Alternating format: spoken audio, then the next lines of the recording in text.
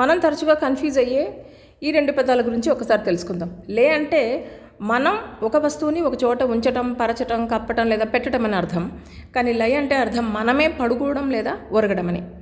Course లై అంటే అబద్ధం చెప్పడం అని కూడా ఒక అర్థం ఉంది. దాని గురించి మనకి ఎటువంటి కన్ఫ్యూజన్ లేదు కాబట్టి ఇక్కడ డిస్కస్ చేయట్లేదు. ఈ వర్క్షీట్ని ఒకసారి గమనిద్దాం. She dash down on the bed after lunch. ఆమె లంచ్ తర్వాత బెడ్ మీద ఏదైనా వస్తువును ఉంచిందా, తనే పడుకుంది కాబట్టి లై.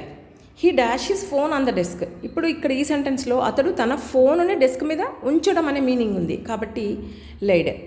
I'm going to dash down for a nap అంటే స్లీప్, స్మాల్ స్లీప్ అని అర్థం కదా. సో ఖచ్చితంగా పడుకోవడం అనే అర్థంతో ఉంది కాబట్టి లై. Please dash down the pen before you leave.